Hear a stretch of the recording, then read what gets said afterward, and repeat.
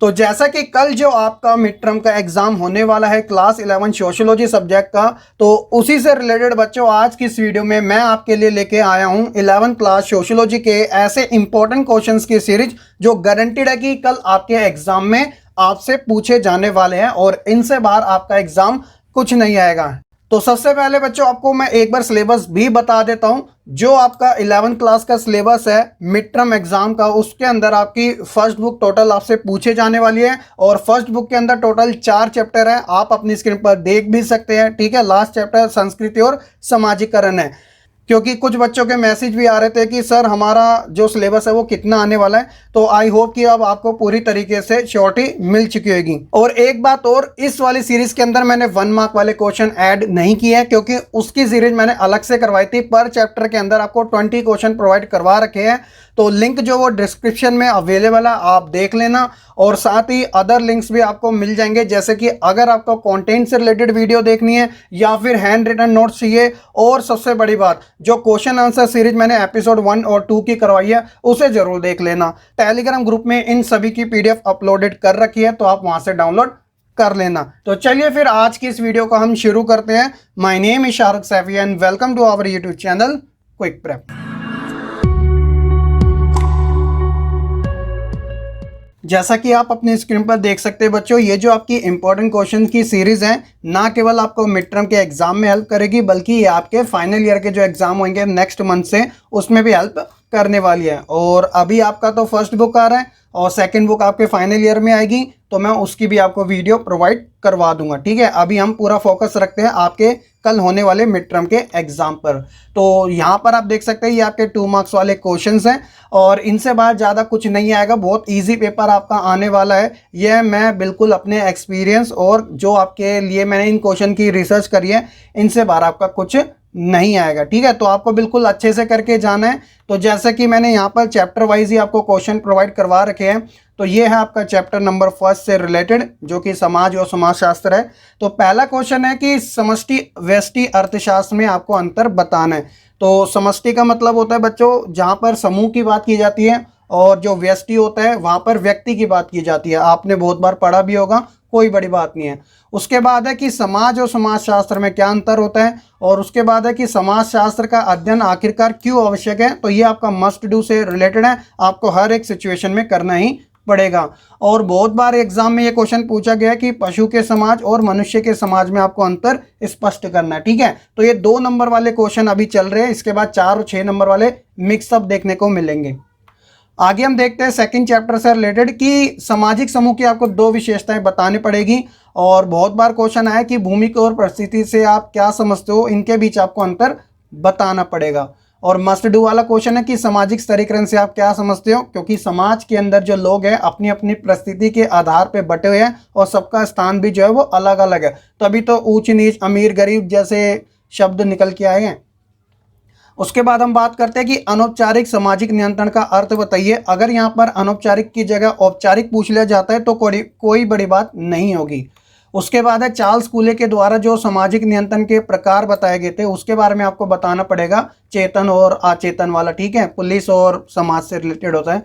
संदर्भ समूह आपको बताना है कि ये क्या होता है। जाति आधारित स्तरीकरण क्या होता है, ये भी आपसे पूछा जा सकता है। भूमिका संघर्ष से आप क्या समझते हैं। प्रदत्त और अर्जित परिस्थिति, ये आपका मस्ट डू वाला क्वेश्चन है, तो आपको हर हालात में करना ही पड़ेगा।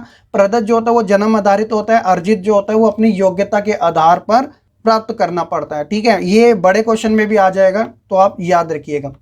उसके बाद बात करते हैं चैप्टर 3 से रिलेटेड। इस वाले लेसन से आपके बहुत क्वेश्चन आने वाले हैं, क्योंकि ये चैप्टर काफ़ी लॉन्ग भी है और काफ़ी सिंपल भी है। जैसे कि आपको राज्यविहीन समाज के बारे में बताना पड़ेगा, वो समाज जहाँ पर सरकार का कोई रोल ही नहीं होता, स्टेटलेस सोसाइटी हम जिसे कहते हैं।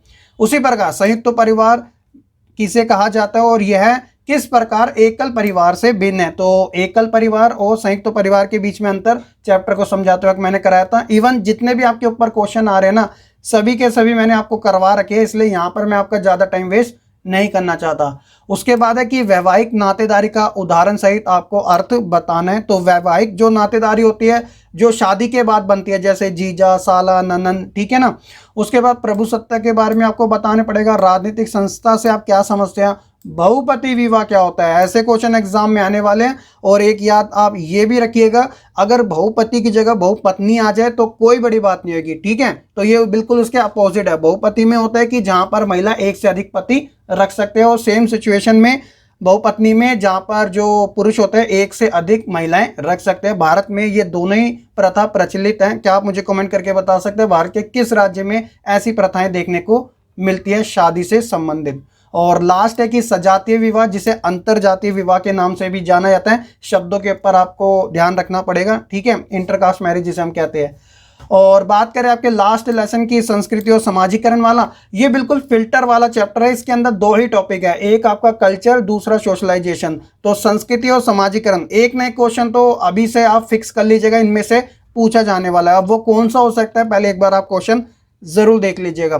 तो संस्कृति के आपको 3 कंपोनेंट यानी आयाम बताने पड़ेंगे। समाजीकरण से आप क्या समझते हैं, पर संस्कृतिकरण से क्या आशय है, ये मैंने अभी आपको जो आपका प्रीवियस ईयर मिड टर्म का एग्जाम था 2018-19 वाला, उसमें ये क्वेश्चन आया था।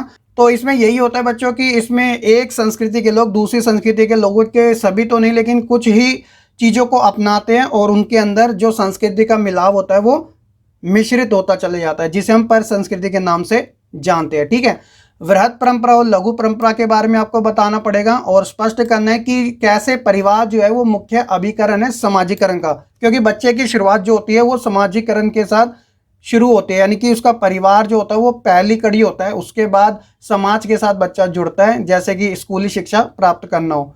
और अगला क्वेश्चन मस्ट डू वाला है, आपसे जरूर पूछा जा सकता है, क्योंकि जो पहले एग्जाम होते थे ना 2015, 16, 17, 18, तो उसमें ये क्वेश्चन काफ़ी फेमस था। अब थोड़ा कम हो गया है, लेकिन क्या पता आपके कल एग्जाम में आपसे पूछ ले जाए। तो अनुलोम और प्रतिलोम विवाह के बारे में आपको बताना, काफ़ी सिंपल है।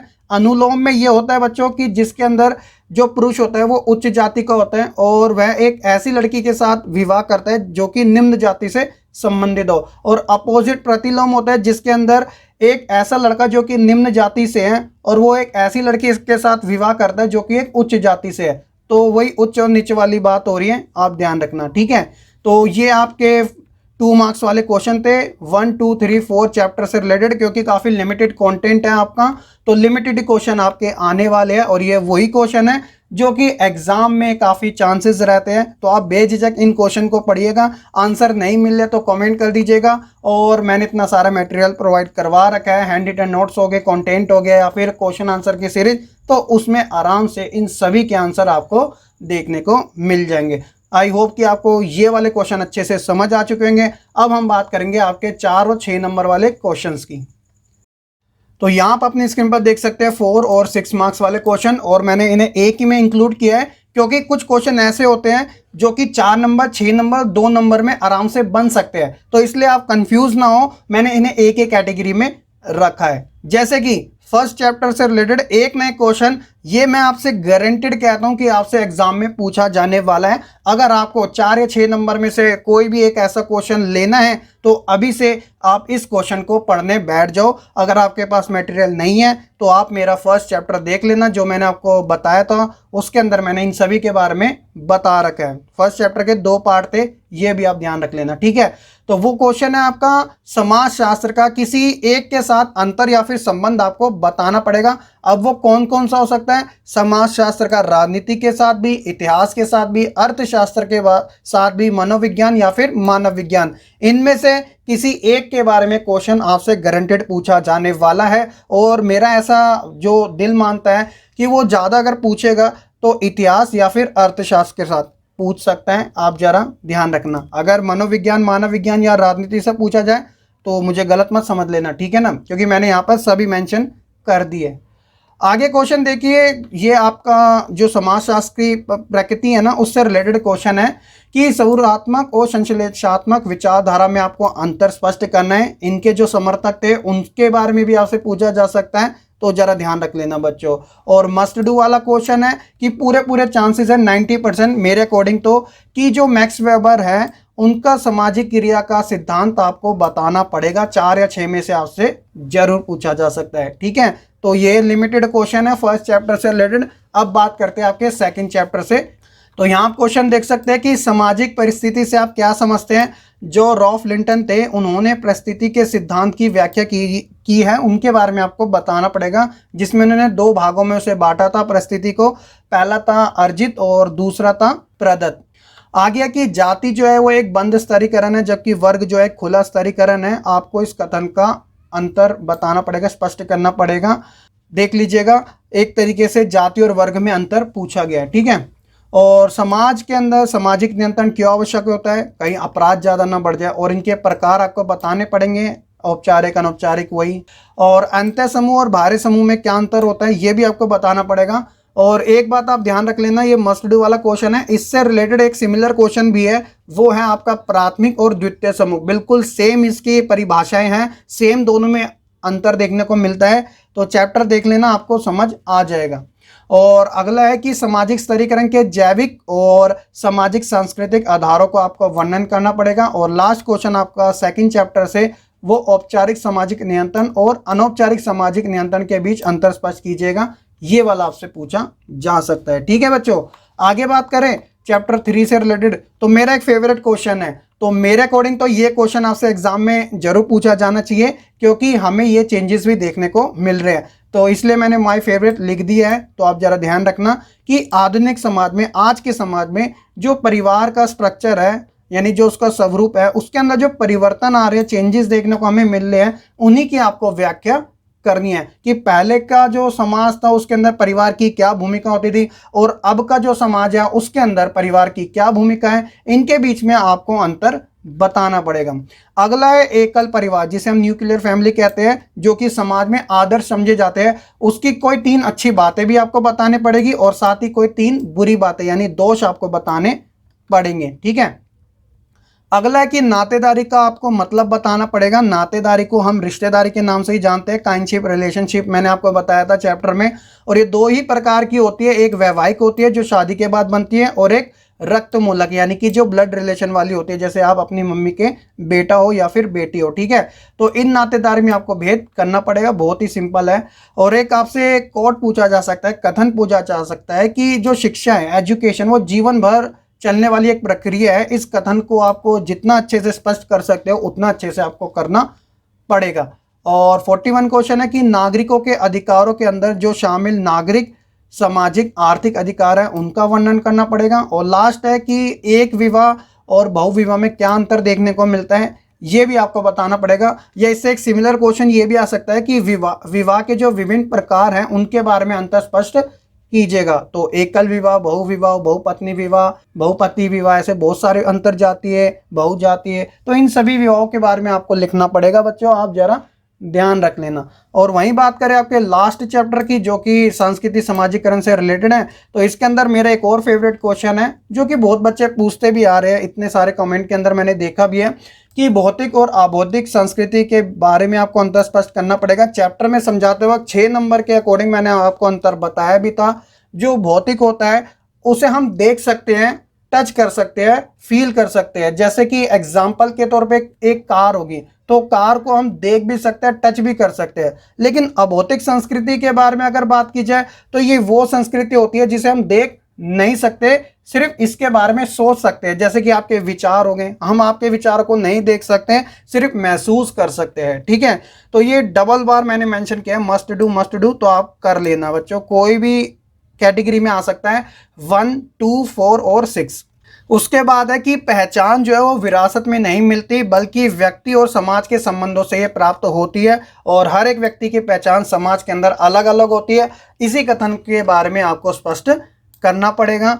उसके बाद समाजीकरण के जो विभिन्न अभिकरण हैं, अभिकरण की जगह साधन भी लिख के आ सकता है, उनके बारे में आपको बताना पड़ेगा। जैसे कि परिवार हो गया, स्कूल हो गया, समाज हो गया, सोसाइटी, इन्हीं के बारे में। और बात है आपके संस्कृति के अर्थ को समझाते हुए इसके 3 आयामों की, तो वो भी आपको लिखने पड़ेंगे।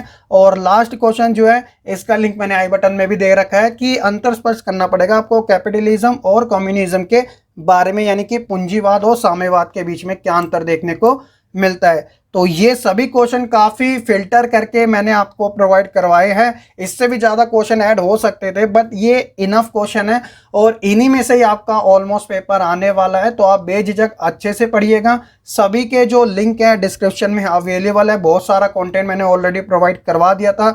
अब मैंने आपको ये इंपॉर्टेंट क्वेश्चन की सीरीज भी प्रोवाइड करवा दी, जो आपके मॉर्निंग और इवनिंग दोनों ही एग्जाम में काम आने वाला है। अभी भी ध्यान रखिएगा, 1 मार्क वाले इसमें नहीं प्रोवाइड करवा रखे हैं, उसकी सीरीज आपको देखने पड़ेगी, जो कि प्लेलिस्ट में मिल जाएगी, या तो आप डिस्क्रिप्शन पे भी क्लिक करके जा सकते हो डायरेक्ट उस पे, ठीक है। और सभी के नोट मैं एक बार फिर से टेलीग्राम ग्रुप में अभी डाल देता हूं, आप वहां से डाउनलोड कर लेना, कहीं आपको कंफ्यूजन ना हो सर्च करने में। तो आई होप कि आपको ये वीडियो पसंद आई होगी। तो आप वीडियो को लाइक कमेंट शेयर करना बिल्कुल ना भूले, और अपने फ्रेंड्स के साथ भी शेयर कर दीजिएगा, आपके साथ उसका भी बेनिफिट हो सके। और मैं मिलता हूं आपको फिर एक नई वीडियो के साथ। आप सभी बच्चों को कल के एग्जाम के लिए ऑल द वेरी बेस्ट।